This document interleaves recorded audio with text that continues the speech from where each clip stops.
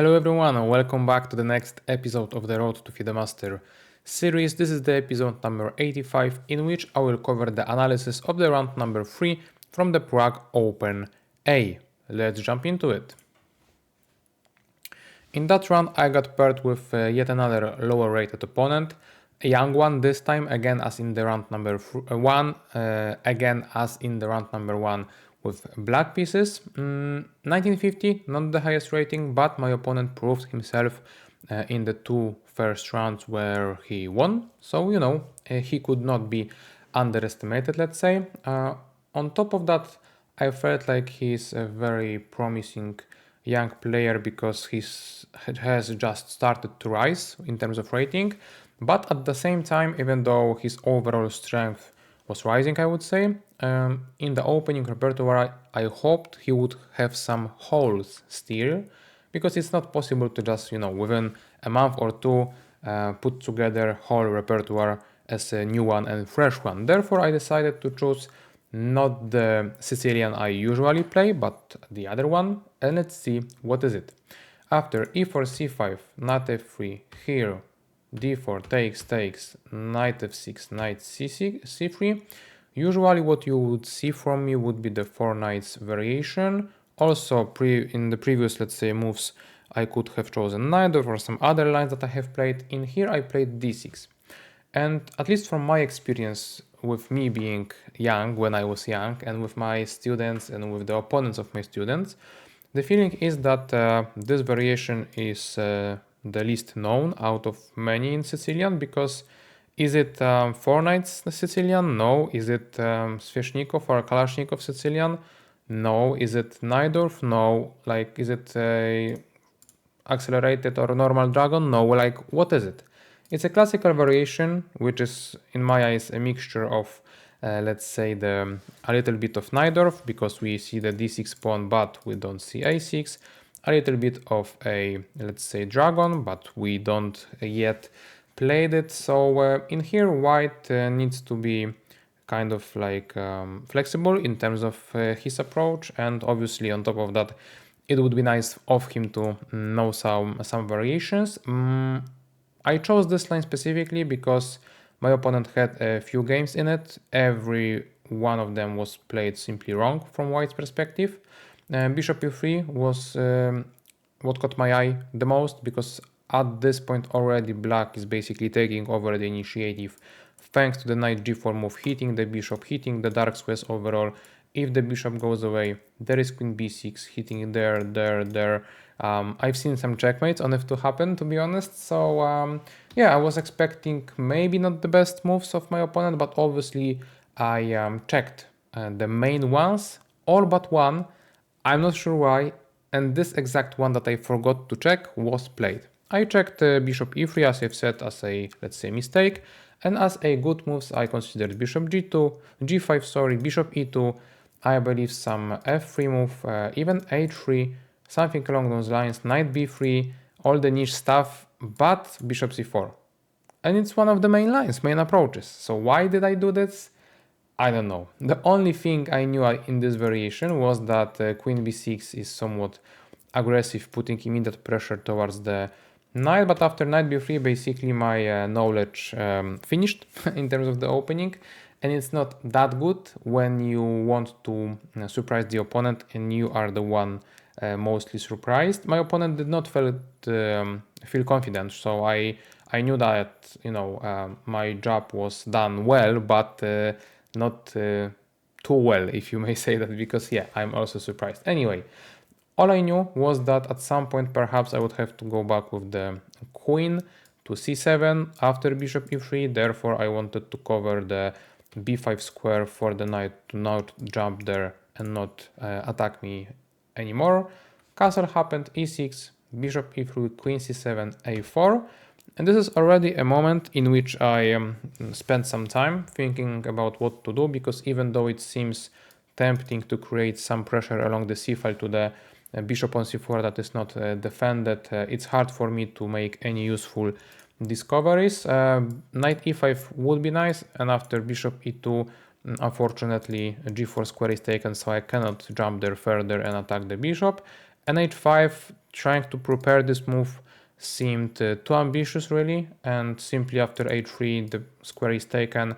I was not sure if this inclusion is good for me, because I knew that it is in some exact variations, and I believed that this one specifically is not one of them.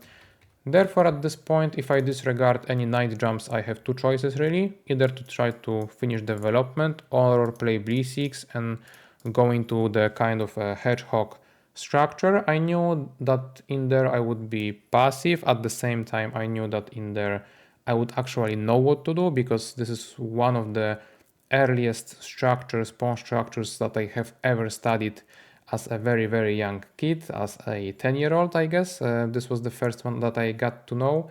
So even after those many more years, I kind of feel what's going on in there. For some reason though, I decided that I will tease my opponent a little bit, because yes, I knew that a5 might be incoming and might be somewhat, let's say, frustrating to me, because it limits my space and perhaps disrupts my ideas. But for some reason that I unfortunately cannot recall, did not play b6. Maybe I wanted to create even more imbalances in the position, but this is the problem of me, that I am not at the level that allow me to not only play practically good openings against lower rated players, because I still believe that practically speaking the choice of this exact variation was good, because my opponent did not know what to do precisely, and objectively the variation itself was kind of okay, but my further choices in here were bad. And I believe that the top players can play a variation and opening similar to this one, in a sense that they are also getting the opponent into deep waters, let's say, but at the same time they are simply healthy and playable. In here, after bishop e7, if my opponent chose a5, it would not be as playable, to be honest. And on top of that, he did not even play it. He dropped back the bishop anyway, because he might have been afraid of ghosts, as I often say. But still, I did not play b6. Still, I just castled. And now finally a5 happened. So two chances I had to play b6. I disregarded them both, and I felt alright, no big deal, right? But the longer I thought about this position specifically, I knew that I am in bigger and bigger trouble. I saw only bigger ones when thinking about it deeper. I like space, I like a clear plan, because once my b-pawn is immobilized, my bishop also has not that much to do. Bishop b6 might be incoming, obviously, hitting my queen, kicking it away, and it's not like, I don't know, my queen will be trapped, but it will be standing in the way of the rook, let's say, if I move it to b8, right, or anything like it. So I need to figure out the way to not allow my opponent to discoordinate my pieces completely. And I found one actually, but it's really ugly looking, so I played knight b4. Overall consensus and idea would be for me, I guess, to maybe find d5 at a very good moment, but such moment will never exist, unfortunately. I was met with bishop b6 hitting my queen, queen c6, knight d4 hitting my queen, queen e8, and I felt, okay, the queen in here is better than, let's say, on that square, because in here I would be able to not only develop the bishop and the rook if I would like to, but also, since I kind of provoked this knight jumping there, the bishop is kind of blocked, the queen is here instead of there, so knight d7 with the attempt of exchanging is also in the air. So I felt like I am kind of surviving, but obviously objectively I knew that I cannot be even equal. My opponent in here, I believe, should have chosen some more aggressive approach, let's say. He should not be scared of me because I am playing such a terrible game. And I believe some f4 would be on point. Yes, obviously you need to decide as white what happens after e5, because even though knight f5 seems tempting, I felt like it's kind of giving me away some control over the light squares in the center. So already e4 might be a possibility, maybe some ef combined with d5 opening up the bishop. If that does not suit me, maybe since I want to overall exchange this bishop and get rid of it, or make it better, bishop d8 might be on the menu. So maybe I have some choices, but if not knight f5, but rather takes, even knight f3 hitting simply the pawn, I felt like I still might have some problems with the position. My opponent chose not so critical bishop f3. It's a okay move, but it's simply stopping the initiative there forever, so at least I have to worry about one less thing, right? And in here I had a decision, quite an important one. Do I go now for the, as we talked, finish of the development with some bishop d7 rook c8 idea, or do I go for knight d7 with the exchange? And in here, since the bishop got there to the long diagonal with some maybe e5 tactical possibilities, and since I knew that overall assumption is that once you have little space, you should try to exchange, I played knight d7, usual stuff I would say, and after knight a4 solidifying the bishop, I chose to take it anyway. Takes, rook b8, obvious move, queen d2 attacking my knight, knight c6 jumping back, rook f2 d1, bishop d7, c3. Not everything was forced, but I believe it was somewhat logical, so no more explanation is needed. When we arrived at this position, or maybe even at this point, I felt like I will have tremendous struggles to win the game, but apparently the c4 move gave me hope. Why? Because I knew that, let's say, if I want to take the knight on d4 with the idea of further exchanges, right? My problem is that the d file remains semi-open, therefore my d6 pawn will be always hit, and therefore my bishop is unable to move and activate, and if so, I cannot really make use of the fact that I have the dark square bishop and my opponent does not, so I will not be able to take over the diagonal and so on. And if so, I will be tied, I will be pinned to the defense of this pawn. So what can I do really? Like queen d8, queen c7, rook d8 or something like it to push all my forces onto the defense of the pawn. It's not that practical, it's not that good looking, right? Objectively, it's not even like perfect. I would not like to play such position. So all in all, I would have a lot of problems. On top of that, my opponent, if I, let's say, chose some random move like h6, he could have like e5 move, which is very counterintuitive to the things that I have just said, right? Because he wanted to attack this pawn, not exchange it. But the point is that my rook now is stuck and I am like losing it. And it's all down to the fact that I was lacking space and activity, right? And coordination. So overall, once I played bishop d7, which was, let's say, natural steer, after c3, I got hope because even though I knew that queen d4 will be the best move if I now exchange, I felt that c3 is not, let's say, some random move, but rather the preparation for taking back on d4 with a pawn. Because if it happens, the pawns are looking amazing, right? Center pawns, well placed, connected, you know, high up the board, what's not to like? And indeed it happened. I took a gamble, right? I took on d4, hoping that c3 was indeed played to take with the pawn, and my opponent took with a pawn. Why am I so happy? Because now my pawn is fine. The d file got closed, so at least this is one problem, let's say, of my chess. I don't have to deal with that. Yes, I still have to deal with the fact that my pieces are terrible placed and I lack space quite a lot, but at least there is no real and easy, obvious target for my opponent, and now we just, you know, play the middle game. Because until that point I was not playing the game of chess actually, I was playing the game of survival mostly. So yeah, with better, let's say, attitude and hopes for the future, I continued from this position.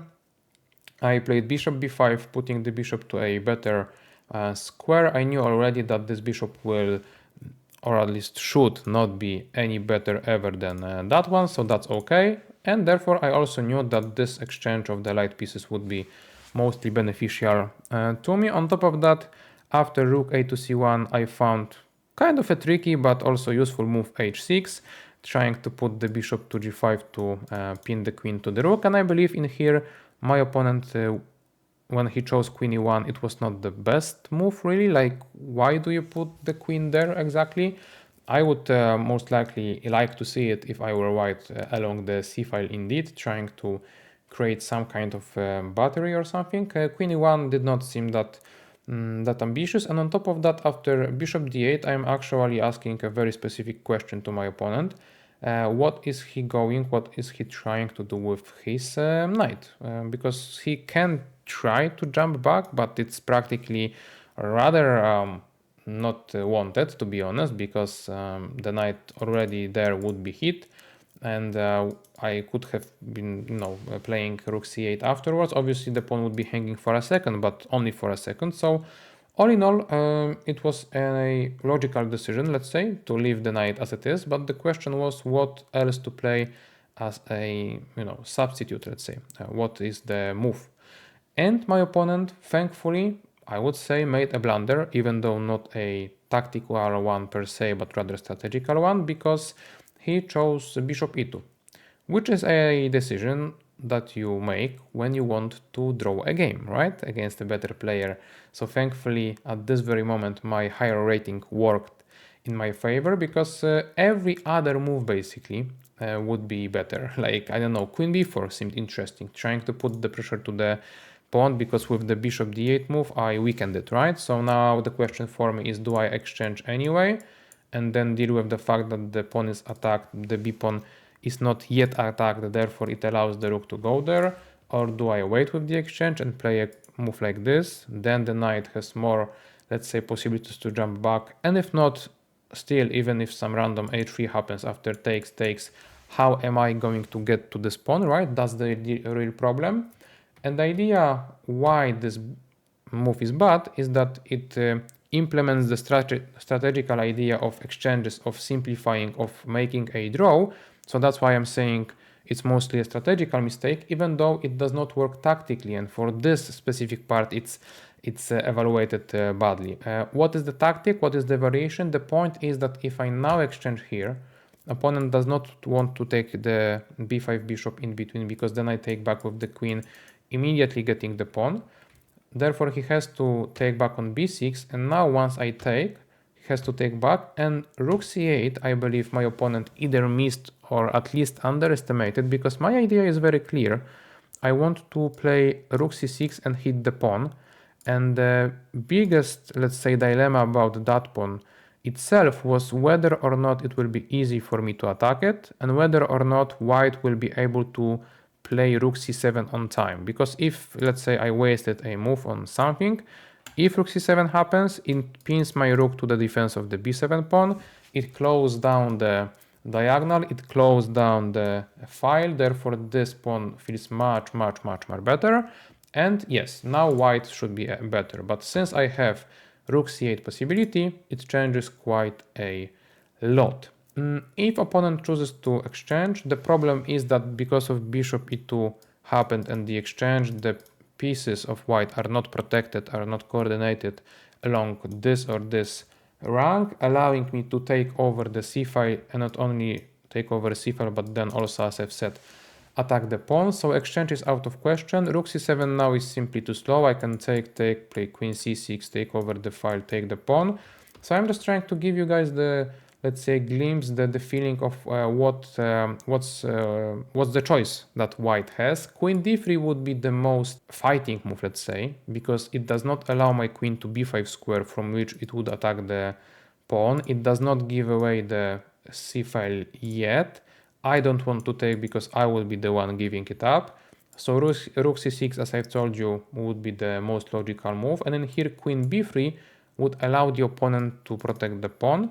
It would not allow him to, let's say, still fight for the c-file, because with queen c8 the pressure would be so big that he would have to take. So this is something I have for myself, but at least this pawn survives.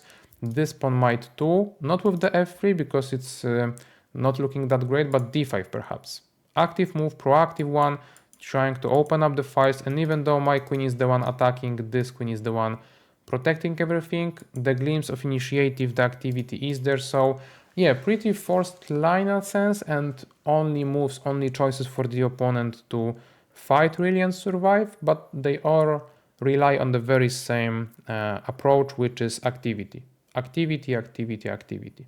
Once my opponent at this very moment did not play queen d3 but queen d2, it allowed me to simply play onto the b5 square and after that my opponent simply resigned, not the game but the defense of the pawn, and he went into the queen's endgame. So he took, rook c1, takes, kind of, I guess, trying to claim that queen's endgames are not that easy to convert and win, but for me, practically speaking, it was rather clear what do I want to do. One thing I always repeat to my students, please define your advantage exactly. Not like, oh, I have one more pawn. Say out loud, or at least in your hand, right? If you play the game, what is the pawn? Which one is it? What advantage does it give you precisely? And in here, the information, the answer is clear. This is my pawn that I have more. So it creates the dynamic of 2 versus 1 on the queen side. It's far away from the kings. So my idea will be to obviously, push the pawn towards the promotion. So after his queen d2, which was also not practically the best, trying to defend passively rather than going for maybe, if not now, in the future activity, I just planted my knight on my queen, on b3, saying that okay, I will now try to push my pawns towards the promotion, and it's kind of an easy plan. It plays out itself. So h4, b5, g3, b4, queen c1, and because my idea was so simple, because I had such a winning position, and because my opponent did not show, let's say, did not showcase enough skills of his really to fight with me, I felt overconfident, too confident, and it nearly lost me a winning game. Because queen c1 in here is not as innocent as it looks like, because even though this check does not seem like the endangering one really, and this is why I kind of got tricked in a sense, the idea of white would be to keep the options open, not only for this check but also for some reroutes like that. And you may say, okay, but what's the point? Couldn't queen f4 happen immediately?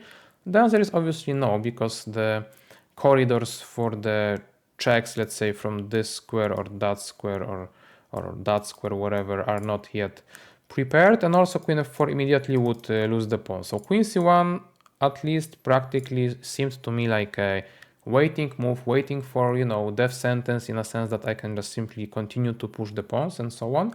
But it had some threat to it. Since queen c8 does not endanger my king but rather the pawn, I pushed it, and all of a sudden I got heated inside. I was not sweating yet, but immediately afterwards I saw one chance for the opponent, which was to push d5. And it may seem like counterintuitive, like how does this move correlate with that one and with the safety of my king? It's still all like blurry, right? But the point is that d5 creates two possibilities for the opponent. Either he will attempt even further breakthrough of like e5, trying to basically set up the pawns like this, right? And then claim that at least one of white pawns will march forward, and one central pawn so advanced will be faster than my two on the queen side. And if not, and if I would not like to allow it and take the pawn, then in the very, very bad scenario as of this one, after queen c8, queen f5, this is exactly what happened. This pawn is gone, opening up this diagonal, giving away the control over the square, and here it's already a draw, perpetual check, right? So after d5 I cannot take. If I cannot take, now e5 might be incoming, or queen f4 might be incoming, or queen c8 maybe is now more powerful. So I need to really, spend some time on thinking what to do. So going back a second, in here, I should have been much more cautious, much more precise, prophylactic too. King h7 would be the way to go, I believe, because now I am also not allowing the double attack, but not by moving the pawn, but the king. So the king is much safer. And now d5 is simply not working. I can take the pawn because there is no check, therefore no perpetual check. And therefore, if d5 does not work, this was basically the only resource of the opponent to try anything. Now maybe queen b1 would be an attempt of achieving something with claim that, okay, e5 is incoming with some discovery attack, but I should have g6. Then he can try to play h5, but in here, everything that we are now seeing seems much more, let's say, desperate than the things that we saw in the game. Because in here, d5 made a lot of sense, and already in here, it's not that easy for me to continue. because now I have to play like either g6 or king h7, although g6 I can tell that would be losing the pawn, and yeah, it's practically not that easy. And after king h7 I am really lucky that my opponent did not find the best way to continue, which would be indeed queen f4, hitting me here, hitting me there. So either once more trying to undermine my king's position or create a passer.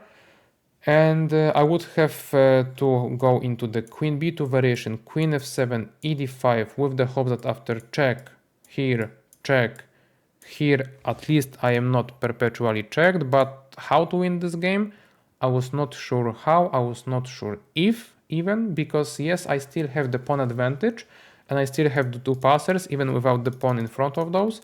But with such a king, it would be not easy, if possible at all, for me to win the game. Because imagine that I would like to play queen c7 to hold every pawn of mine. It's not even that easy to push them. b3 can be taken, so I guess a4 would have to happen. But h5 now, furthermore undermining my king's position. So it's unclear. And if unclear, it mostly means that it's a drawish line in the queen's endgame. For that reason, maybe at that point I would have to play h5 myself to stop h5 from incoming, but then I'm losing the pawn. So is it winning with this scenario, with that pawn? Maybe, maybe not. So you never know. And once you have such position, the win should be easier than harder. And I got to myself into a scenario in which the position could have looked like this. So not an ideal scenario. Thankfully though, as I've said, my opponent after brilliant d5 did not follow it up with brilliant queen f4. He just took on e6, and it's a very bad move because it gets rid of one of the two advantages of pushing the pawn to d5, which was the idea, the possibility, the danger, the threat of making a passer, if possible. As of now, I just take with e6, and with the fact that my queen is protecting the pawn protecting f5 square, my king is okay. And if so, I can once more focus on everything that is happening along the queen side. And here it's once more easily winning. So this was just a 2 moves bump, let's say, on the road, in a sense that during those 2 moves I was in danger of not winning. Otherwise, I am okay. And after king g2, a4, h5 happened, trying to, solidify g6 square with the attempt of getting the queen there and then checking me continuously with perpetual here and there. And so I felt that it would be a good idea of mine to try to bring the queen into the light square diagonals around my king. So I chose d5. A little bit counterintuitive, I would say, but if my opponent will not take me, I will play queen d3 trying to take the pawn anyway. So ed5 happened, I took the pawn, king went away, and I'm not even that interested with taking the pawn. I wanted to play queen d3, usual stuff in the queen's endgame. Once you have the king on the same diagonal as your queen, no checks will be given, and this was enough for me to win the game because I have one additional advantage of having this majority. So as I've said, this pawn means nothing in this scenario. I couldn't care less about it, does it exist or not. So I focused on my king's safety, I focused on the queen side scenario, and after queen a1, a3, pawn breakthrough, b takes a3, b3, important move, I am simply going towards promotion, right? I will play queen c2 and then here and there. And this is the moment where my opponent resigned. So yeah, this is a win, kind of a long one, kind of a bumpy road on the way, right on the road, because in the end there were 2 instances in which I had some troubles. First one was straight after the opening phase, where in the middle game I was struggling a lot with the activity and space, and second one was in the already won endgame that I allowed to sleep. And this is one takeaway too, that once you play too many games, too many opens like it with lower rated opponents, you might get, at least from my own experience, too relaxed, too chilled out, not focused that much, and you are kind of lowering your level of play. This is what happened to me in this game. I was too chillaxed, and my opponent was not playing that well. I thought that everything is winning, and apparently not everything was winning, right? So yeah, something to take into account when deciding to play in such tournaments in the future. I will for sure try to think about it. But as of now, 3 out of 3, could not complain results wise, and I knew that finally in the next round the challenge will be there. I knew that after those 3 wins I will be, let's say, blessed with the opportunity to play against a higher rated opponent, so couldn't wait for it. I guess you cannot wait for it too, so the analysis of that fight will be obviously tomorrow. As for today, as for this one, that's all. Thank you all for watching, and we'll see each other. Bye bye.